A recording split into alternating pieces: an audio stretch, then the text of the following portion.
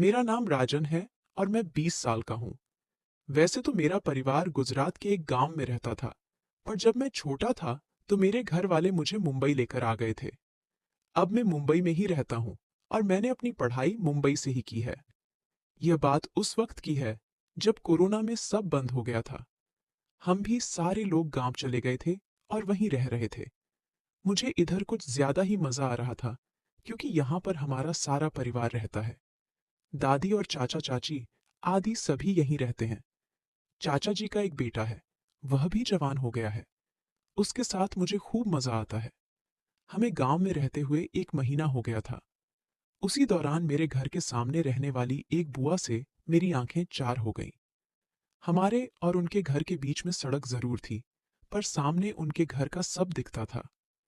शुरुआत में मैं उन्हें जानता नहीं था, क्योंकि मैं इसके पहले बहुत कम बार ही गांव आया था। पर मैं ऐसे रिएक्ट कर रहा था जैसे मैं उन्हें बहुत अच्छे से जानता हूँ। हुआ यूं कि जब बुआ मुझे जम गई, तो मैंने सबसे पहले तो उनका नाम क्या है ये पता करने की कोशिश की। मुझे इसके लिए अपना भाई ही सबसे ज्यादा ठीक लगा। किसी तरह से अपने भाई से उन बुआ का नाम पता किया। वह बोले, बुआ का नाम क्यों पूछ रहे हो, क्या मामला है? मैंने किसी तरह से उनसे छुटकारा पाया कि बस ऐसे ही जानकारी कर रहा था। बुआ का नाम काजल था और उनका एक बच्चा था। बच्चा अभी छोटा था, पर लगता नहीं था कि उसके बच्चे होंगे। बुआ का पति विदेश चला गया था।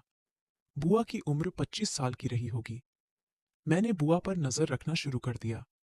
ऐसे तो बुआ घर से कम ही निकलती थी, पर वह शाम को 6 बजे के करीब छत पर सैर करने आती थी। उस वक्त वे अक्सर सलवार सूट पहनकर आती थीं और एकदम सुंदर लगती थीं। सलवार सूट में तो बुआ और भी ज्यादा सुंदर लगती थीं। जब बुआ छत पर सैर करती थीं, तो मैं भी उसी टाइम छत पर आ जाता था। मैं उनको देखने के लिए ही आता था। शायद बुआ को पता चल गया था कि मैं उनको देखता हूँ। इसी वजह से वे अक्सर जल्दी जाने लगी थीं। मेरी समझ में नहीं आया कि ये क्या हुआ। फिर बाद में मालूम हुआ कि बुआ रात को भी खा पीकर सैर करने आती है। उस समय वे छत पर चहलकदमी करती हैं। एक दिन मैं भी रात को ऐसे ही हवा खाने अपनी छत पर चला गया।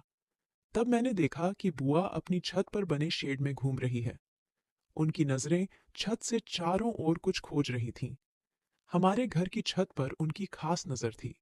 मुझे लगा कि शायद वे मुझे देख रही हैं।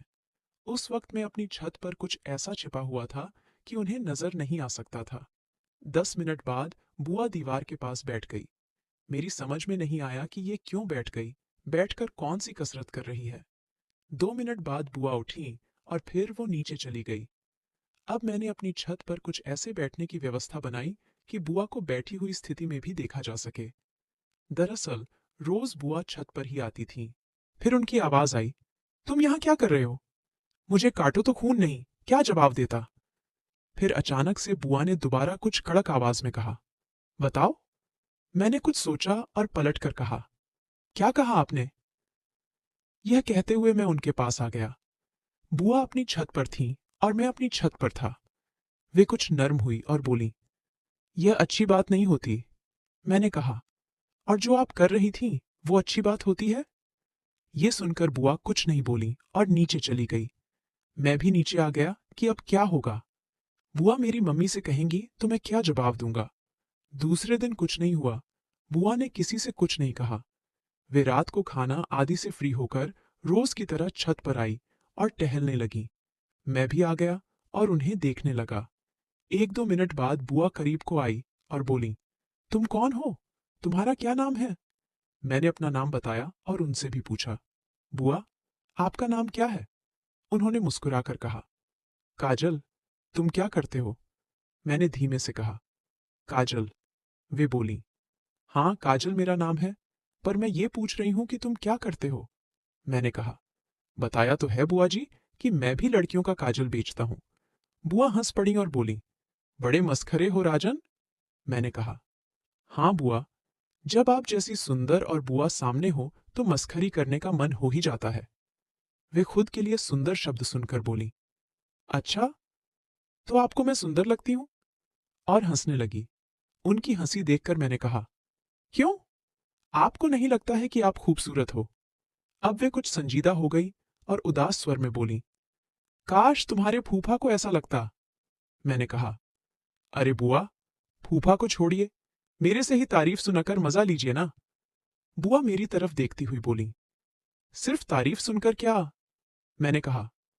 तो बताइए बुआ, मैं आपकी क्या सेवा कर सकता हूं? बुआ ने गहरी सांस भरी और कहा, बाद में बताती हूं। मैंने कहा, अभी बताने में क्या हर्ज है? वे आंख दबाकर बोली, क्योंकि मेरा राजन थोड़ा ये कहकर वे खिलखिलाती हुई नीचे चली गई। मैं भी नीचे आ गया। अगले दिन मैं छत पर गया तो बुआ नहीं आई थी। मैं काफी देर तक उधर उनका इंतजार करता रहा और आखिर में जब मुझे कुछ नहीं सूझा तो मैं एक कागज पर अपना फोन नंबर लिखकर एक पत्थर के नीचे दबा आया। नीचे आकर भी मेरा मन नहीं लग रहा था। बार बार बस दिमाग में ये आ रहा था कि पता नहीं बुआ ने फोन नंबर वाला कागज उठा लिया होगा या नहीं। जब मन नहीं माना तो मैं दबे पांव फिर से छत का दरवाजा खोलकर छत पर आ गया। उधर देखा तो पत्थर के नीचे से कागज निकल चुका था। सच कह रहा हूं दोस्तों, मुझे इतनी ज्यादा खुशी हुई मानो कोई ओलंपिक का स्वर्ण पदक हासिल हो गया हो। फिर मैंने छत पर नजरें दौड़ाई कि कहीं कागज उड़ तो नहीं गया हो, या बुआ ने भी मेरे जैसे किसी जगह अपना नंबर लिख दिया हो। कहीं कुछ नहीं दिखाई दिया। मैं वापस आ गया। मोबाइल उठाकर देखा तो एक अनजान नंबर से मैसेज आया हुआ था। हेलो स्वीट हार्ट, कैसे हो? दिल बल्लियों की तरह उछलने लगा। मैंने झट से लिखा, हेलो बुआ, मैं अच्छा हूं और आपकी याद आ रही है। बुआ ऑनलाइन थी। उन्होंने अगले ही पल एक दिल वाली इमोजी भेज दी। मैंने पूछा, फोन लगाऊं? उन्होंने मना कर दिया और लिखा, कोई आवाज सुन लेगा। मैंने कहा, ओके, मैं सिर्फ देखूंगा, आप फोन लगाओ। मेरी बात सुनकर वो हंसने लगी और समझ गई कि मैं वीडियो कॉल लगाने की कह रहा हूं। उन्होंने लिखा कि तुम्हारी फोन की आवाज आएगी। मैंने लिखा, नहीं आएगी, मैंने फोन साइलेंट कर रखा है। बुआ ने अगले ही पल वीडियो कॉल लगा दी। मैंने झट से कॉल रिसीव कर ली। बुआ का चेहरा मेरे सामने था। वे मुस्कुरा रही थीं। बमुश्किल 10 सेकंड तक कॉल चली और फोन कट गया। मैंने लिखा, क्यों काट दिया कॉल? वे बोली, फोन पर नहीं, सीधे मिलने की जुगाड़ बनाओ। मैंने ओके लिखा और कुछ देर बात करके मैंने उनकी सारी जानकारी ली कि किस वक्त बुआ क्या करती है। उनका बच्चा 6 साल का था और वह सुबह 9 बजे स्कूल चला जाता था। मैं अगले दिन सुबह 9:30 बजे सबसे नजरें बचाकर उनके घर में चला गया। वे मुझे घर में आया देखकर पहले तो घबरा गईं। फिर मैंने उन्हें इशारे से चुप रहने का कहा और उनके बेडरूम में चला गया। बुआ भी बाहर गईं और मेन दरवाजा बंद करके कमरे में आ गई। फिर मैंने उनको फिर वो सब के बाद अब बुआ खुश थीं। उसके बाद मैं उनके घर से चला आया। अब मैं दिन में कभी भी मौका देखकर उनके घर में चला जाता था। मैं उनका बहुत ही अच्छा दोस्त बन गया था। वो अपनी दिल की बात हमेशा मुझे बताती थी। मैं उनके बच्चे रोहन को रोज स्कूल से घर वापस लेकर आता था। दोस्तों, वीडियो को लाइक करना ना भूलें। मिलते हैं अगले वीडियो में। धन्यवाद।